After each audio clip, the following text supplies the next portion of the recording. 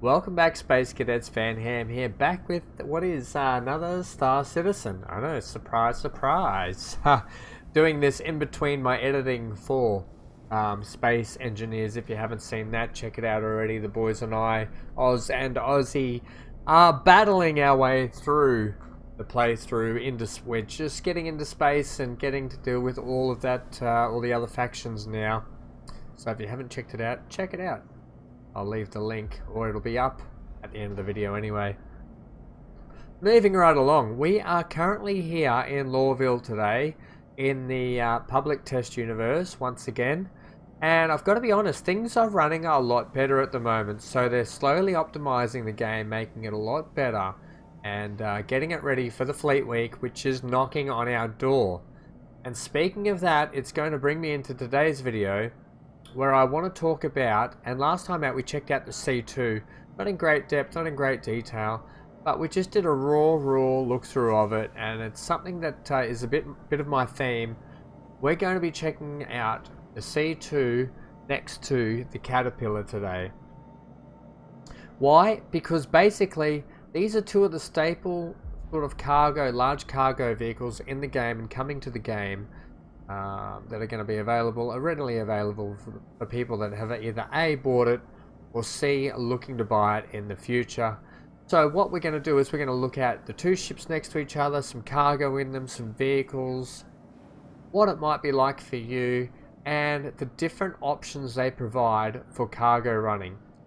So I'm not going to look at stuffing your face full of stats and cramming them full of diluted information that you would have already heard, read, or seen by other YouTubers who do a far better job than I will ever do on that at the moment. I'm still getting my foot a hold of all this sort of stuff, and thank you to some great comments there in the comments last time out, and some great information there. If you guys haven't, check it out. There is some great info there.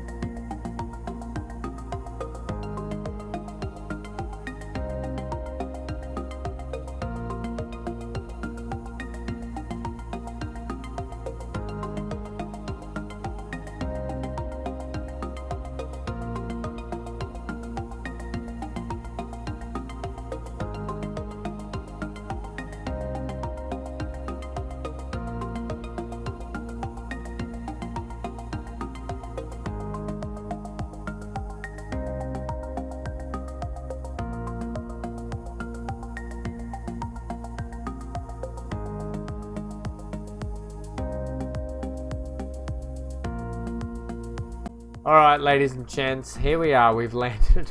I don't know what my luck is, but we've landed in the middle of a friggin' blizzard. Now, maybe this planet's prone to them, I don't know. I think the planet's called Itis or something, I can't quite remember. But I wanted to take this time to show you the comparison of your person standing next to this is the port side landing gear on the C2 Hercules. Just the magnitude, the size of this landing gear, the detail that's in it. These are actually shock absorbed landing gears, so when you land they do actually take a lot of the shock absorption when you do actually touch down. But there you go, there's just a bit of the size comparison. You can see the actual length of the foot there itself. Zoom in a touch. You can see the length of the foot there. You can see the size of the struts, the size of that piston there itself. Humongous. I just don't think we actually grasp the magnitude of how big they are because it's not physically there, but quite big. Get my drift. So I've landed down here next to this little zone, so I'm going to go ahead and get the caterpillar out if I can, and then I'm going to get a few extra ships and so forth out as well, and we'll begin a bit of a look at and a comparison. Hopefully by then this windstorm's died down a little bit. Alright, let's get into it.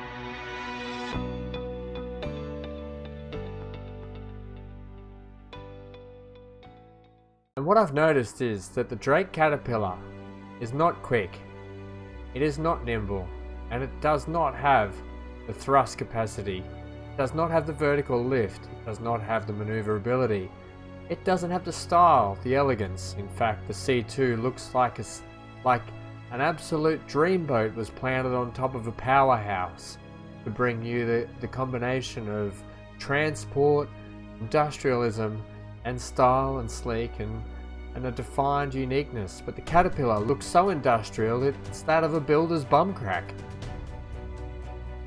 But I can't help but feel a giddiness, an absolute tingling sensation when I get inside the Caterpillar. It boasts this incredible awestruck feeling. It's big looking thrusters on the back, 4 of them across the way. Its long red design. It moves, it acts, it flies like a caterpillar would, you could imagine. Does that make it bad? Absolutely not. It is enjoyable to the last end. With its interchangeable modules, it means it's versatile in its own way. It has 360-degree turrets, so it can defend itself if it needs to. It's not going to be able to get away in a quick fight like the C2 is. That being said, it moves at 100 meters a second combat speed compared to 135 meters a second combat speed of C2, and the maneuverability is not great. Its length is 111.5 meters, its beam 39 meters, and a height of only 12.5 meters. It's half the height of the C2.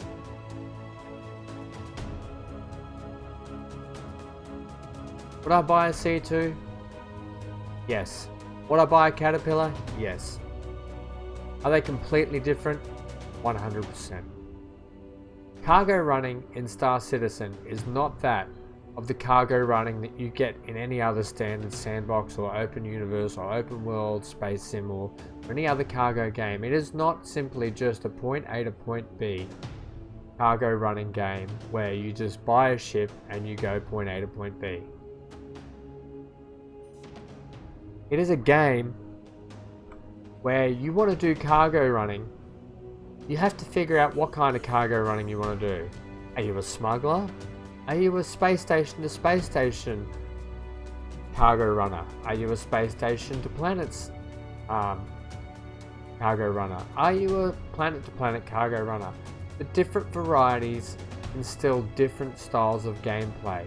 And with that, Star Citizen has brought its own uniqueness to the space sim genre. I'll be honest, the Caterpillar is not great at vertically lifting off the ground. In fact, it takes a whopping couple of seconds for it to lift off in 1G gravity. It struggles. I think it only has, and you can correct me if I'm wrong in the comments below, but I'm pretty sure it only has 1.2G of lift, which I don't know the comparison of the C2. I can find that stat out for you and let you know, but is not great. You know what the Caterpillar does do though, well, compared to the C2 that I've noticed, is it has a lot more legs, so it makes landing on planets a whole lot easier. And we're down. Engines off. So there we go. That's the size of them. That's in general. What I'm going to do now is I'm actually going to try and spawn some vehicles and such and load them in and just see what we can do there in terms of that sort of stuff. So without further ado, let's get into a bit of a look at that. Okay, we've just left the cockpit here. I just wanted to bring you back. We've just left the cockpit here of the Caterpillar. You can see here, I love another thing. Sometimes it comes down to what you personally love. If you love the look of this ship, then it's going to be your go-to for everything. I love that the cockpit is on the side here, so you've got pilot and co-pilot seats here. And back here you've got some other piloting and co-piloting seats and other, you know, because you can multi-crew this ship. It does have a bigger crew quarters. Now, the crew complement on the Caterpillar is 2 to 4 people. Oh, exactly what I was just saying. So your other 2 people can come up and help man stations if you get stuck in a combat situation with turrets and so forth. There are turrets down here, I'll show you. You can come down here. This is the main hallway that's labeled. Now there are other ways you can go here. I'll just take you down the back here. This is the stairway down into engineering. And this is engineering down here. You can have a quick look around. Do a quick little... I'm not going to do a full buzz around tour of the ship itself. See here, that's engineering.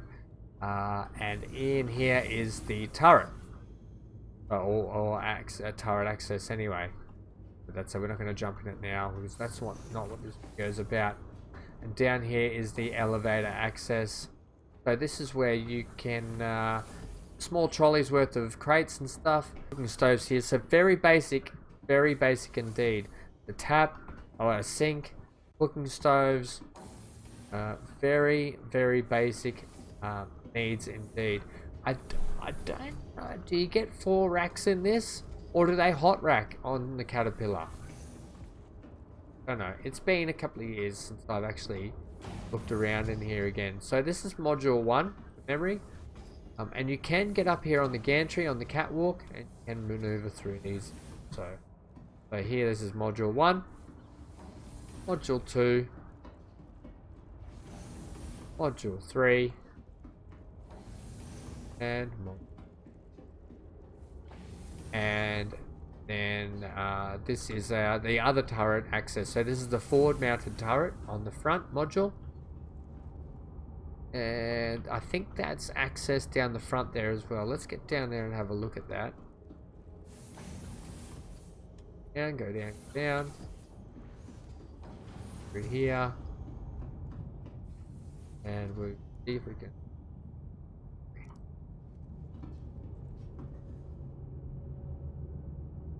And there we go, it opens up the front here. Alright, so a lot of these modules have this sort of open up the doors and the cargo bays. Can we... Ah, here. I knew it was next to one of these blue things. There you go, there you can open the doors, you can open them on each side. They're quite handy if you want to fly like one of your dragonflies in, or if you got any flying mobile you want to fly in here.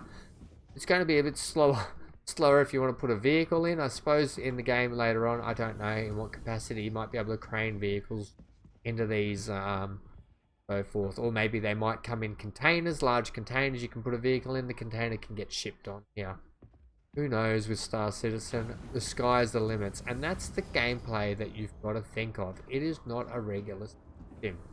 It's a game designed to think outside the box. If you can do it, give it a go. For memory, there is a captain's quarters. That's why I'm thinking of the bed and the hot racking. Engineering access. Yeah, let's head up here. That might be the plebs' quarters. Head back up, up, up, up. Hallway. Upper. This is the upper power plant. So you've got more modules, power plants, so forth here. Jump drive access for all your engineering needs and so forth. And you can access engineering and go through that ladder bay there. Services access. This upper hallway. So back out here. Right, and then back up here to the command access. That's right. I'm pretty sure if you go down this ladder bay, find... Oh, no. That we have the two other crew beds here. And I'm pretty sure if you're the captain and the co-pilot, you're going to sleep here, and the other two are going to sleep in the other habitation area. And this one also is self-contained here. But compared to the C2's facilities, style, and uniqueness, you can see the difference. Look at the shower, mind you. That where's the crapper? I can't remember. Maybe it doesn't. A shower there anyway. What do you call it? A triple S. A shower and a shave. Fill in the blanks. And what do we have here? This in case you need to be used. Tractor beam. That's right. And there's one thing I did forget. This has tractor beaming technology, so you can load stuff on, that sort of stuff. So something that the C2 doesn't have. There you go. There's another positive about the Caterpillar. So they're both going to have their pros and cons. It just on paper, the C2 looks like the dead set favorite. Just trying to bring to your attention that that's not always the case in Star Citizen. Every pro there is a con. Okay, let's get out of here. As I said, I want to start loading this video. I'll be ticking along if we don't start looking at vehicles and such. Vehicles and such inside these ships, or the C2. That's what I wanted to get to. I wanted to get to the loading some vehicles into the C2 for you guys. I've loaded a Dragonfly, one of the rock miners in, and also one of the little rock golf buggy. I want to say it's a golf buggy, like a modern version of it. Now I do have a Tumbler Cyclone MT, but it's not in PTU, it's not the game, so I can't load that in for you. And I'm not on a space station, so I can't actually load some aircraft in. Otherwise, I would have put my Arrow in. Probably tried to stuff a Hawk in as well, just to see. But what I will do now is I'm actually going to... it just doesn't stop being windy in this place. I'm actually going to I'm going to land on the pad over there, and we're going to try and fill this cargo bay up with cargo, as well as these 3 vehicles that I've loaded in. Now you can see, look, you can just see right here, right now, there is plenty of room in this cargo bay still with these 3 small vehicles. They only take up just that little, you can see here on the ground, you can see this sort of track here down the middle. They only just take up this little space between the elevator, or the lift, and the door. Just this little like section itself here. That leaves the sections over here, this side over here, leaves the whole strip down the middle. And don't forget about your airspace as well. So yeah, that's what it looks like if you put a couple of vehicles in here and how much space you still actually do have. You know, so for most people, if you're wanting to go out and mine a bit of rock, not that this is going to be great for a mining vessel, but you and your friends might have a vehicle that you want to load up. You take 2 vehicles out, you do your mining, you load the vehicle with a heap of rock, you take it to a refinery and refine it that way. I don't know if that's a thing. I'm not massively into the mining side of stuff, as is. This is probably a token for me. This grey cat rock here. I don't know. I may hold on to it. I may get into mining, so I may keep it. I don't know. But yeah, let's go up. Let's go now and have a quick look at loading this thing up with cargo. We'll shut our doors here. Close. Sometimes it's better to be in... oh, no, get off the... Combat roll! As I told you, very raw I am at this. So, get up, idiot. Sometimes it's better to look at things in third-person view, but you can see there how much room, even with the doors shut, there actually is. Oops, sorry.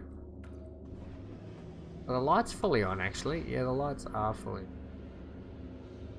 Wish you had dimmers on them. Well, I guess that is a dimmer in some aspects, isn't it, when you think about it? Love that belly system. Look at the way that locks into. That's superb. Good job. That's a good job. This ship is not, it's not fluffed out with heaps of stuff. It does have a simplistic, very simplistic style to it, you know. It's not like it's stuffed to the hilt with features and rooms and apartments. You get lost going here and there. It is bottom deck, big cargo space. Top deck with all your components and stuff here that are going to be fleshed out later on down the track. Like these components are all going to be fleshed out down the track, whether or not they be battery packs, that sort of stuff, cargo spots, more that sort of stuff, and down there it's simplistic. Engine room, bang, engine components to fix, jump drives, what do we got, cooler system and so forth, fixed. Port side recreation, starboard side habitation, simple. To the bridge, simple. Last time out I didn't show you that there are these lockers here too. So, you know, more compartments for components. Patient of what's gonna go in there to come down the track, and you know, your coats and coat racks and weapons racks and your armor racks and so forth. Just simplistic. Just keeps it right there, right then, you know. Doesn't try and do too much, just does everything really well. Okay, let's head over to this pad.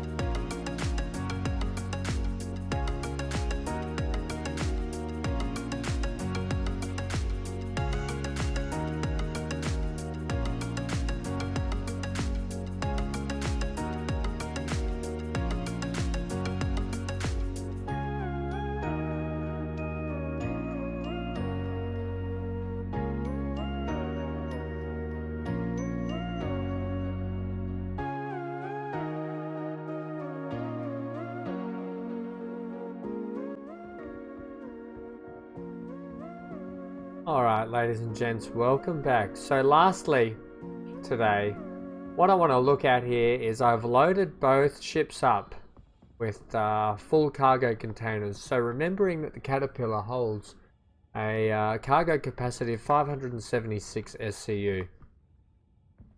Now make sure you take everything with what I say as a grain of salt, purely on the fact that things are subject to changes. We are in pre-alpha still, or we are in alpha still, not pre-alpha. We are in alpha still. So, you know, capacities... Oh, no, we've gone the wrong way. My bad. I tell you, this is raw footage coming to you live. So things are subject to change. So remember. So as you can see here, we might have to go up skis, please. Cargo capacity is full. So we are brimmed full to the top with cargo in this ship. 576 SCU worth of barrel. Okay. This way. So you can, whoa, no. Up ski. You can see here, absolutely chockers, stacked brim. Module 1. No, stop going down the bloody lift, you mort. Number 2. Number 3, stay away from that ladder. Number 4. And I'm pretty sure number 5 module, the end module here, also stacked to the brim. Right?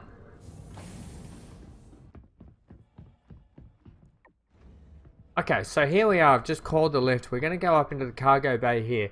Now, I managed to get... So, remember I said the Caterpillar has 576 SCU max at the moment. That's with its 4 modules. We want to go lower deck. I managed to get, with the Dragonfly, with the Rock and with the little old matey on there, I managed to get 636 SCU still on board this ship. Now look at this. You still have gaps here. I know you have gaps to walk in between, but if need be, you can still store stuff. You look at this. You can stack stuff down through here. You can stack, like you can put another Dragonfly here quite easily. You could even put more Dragonflies down here. So if you got a crew of mates on board, you can throw your Dragonflies down there. Now we come around here. Here's our vehicles around here, stacked in. I mean, they're stacked in hard. You can't... There's no way you're driving these out while this is all in here. But you get what I mean. You can... It's got multi-role, multi-purpose abilities. Transport vehicle and cargo all at once. So, ladies and gentlemen... Here we are at the end. We have reached a point. I know, sad. But everything good has to come to an end. But I hope you can take something away from this video today. It is quite raw. It is quite different to other review or information-esque videos on the ships. And I purely wanted to bring you a video that wasn't going to stuff, cram, and jam your face full of stats and info and things that, you know, numbers and crunching and all that sort of stuff. I didn't want to do that specifically because that's not my style. There are so many other smart YouTubers out there and content creators that can do that for you, who will bring you the best stats. What I wanted to bring you today was 2 ships of similar size in the game at the moment, especially with 13.1 around the corner and Fleet Week coming up, basically knocking on the door. And I wanted to show you this because the Hercules is going to be a free flyable ship during that event. So if you haven't, download the game or wait till it's free to download during the event and have a go at all these ships that we've been discussing. If you have the game already, you're wondering what it's like, wait till then to fly it. In no way, shape or form am I telling you need to go out and buy these ships. Now, having said that, just so you're aware, I think this ship, the C2... was about $360 originally, I want to say. And noting that the ship will probably go back on sale during Fleet Week and after Fleet Week it'll be for sale, but probably at about a 10 to 20, maybe I'm going to say 10 to 15, but maybe 10 to 20% increase. So just so you know that you're aware that that's kind of how it works. So best to, if you haven't got it already, just work for it in game if you want to get it. That's part of the grind. So that's that homework set out of the way. The last thing I want to say is, am I recommending these one chip over the other? Definitely not. Am I recommending you get both? Definitely not. This video was to show you pros and cons of both of them, cargo capacities of each. The Caterpillar itself, as I mentioned to you, it is sluggish, it is slow. It looks, you know, it's got the industrial look of a plumber's crack coming at you. But I like that. I don't like plumber's cracks, but I love that industrial, that raw, rough industrial tech look. I think it's quite cool. I think the Caterpillar's color is striking color. I love the red, and I don't think I would change the paint job at all.